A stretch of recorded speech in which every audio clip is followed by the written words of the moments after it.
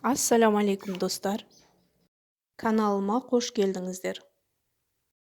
Бүгін сіздермен өте дәмді блинныйдың рецептімен бөлісетін боламын. Салмасына сүзбе қолдандым.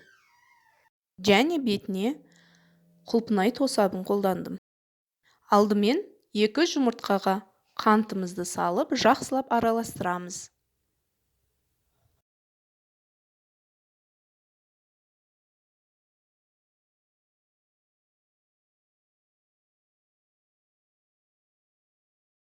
Одан соң сүтті және майды құямыз.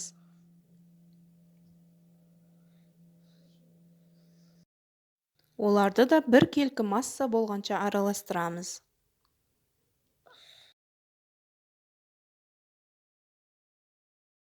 Дайын болған массаға шым-шым тұз саламыз және жарты чайный ложка сода саламыз.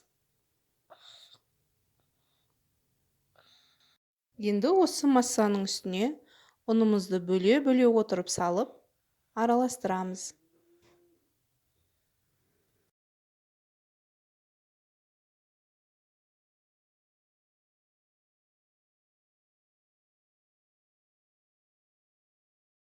Ендігі массаның үстіне қайнап тұрған суды құйып, жақсылап біркелкі болғанша тоқтатпай араластырамыз. Массамыз дайын. Тұрған табаға массамызды құйып, видеодағыдай қамырымызды жайып аламыз.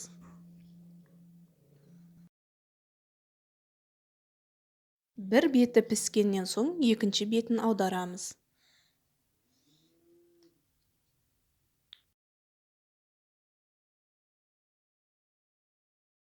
Дәл осылай қалған қамырымызды да пісіріп аламыз. Блинчиктеріміз дайын. Енді салмасын дайындаймыз. Сүзбемізді жақсылап шанышқымен езіп аламыз және үстіне қантымызды, қаймағымызды салып, біркелкі масса болғанша араластырамыз. Достар, менің каналыма тіркеліп алыңыздар. Әртүрлі дәмді жаңа рецепттермен бөлісетін боламын. Әр жаңа рецепт шыққанын біліп отыру үшін колокольчиктің все кнопкасын басып қойыңыз.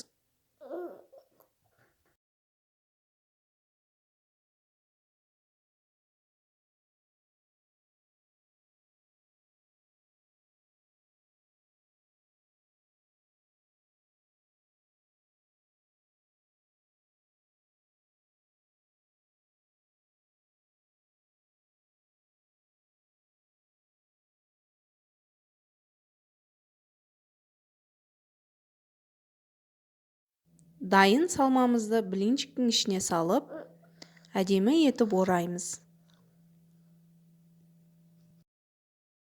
Міне, мен осылай орадым. Сіздер де өз қалауларыңыз бойынша орасаңыздар болады.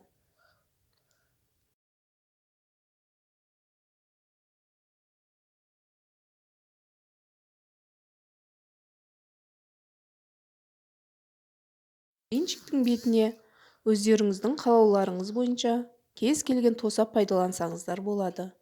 Мен құлпынай тосабын пайдаландым.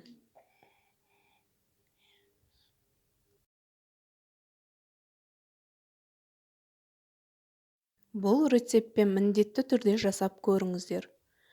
Блинчиктеріңіз өте дәмді болып шығады. Әсіресе салмамен жасағанда. Астарыңыз дәмді болсын.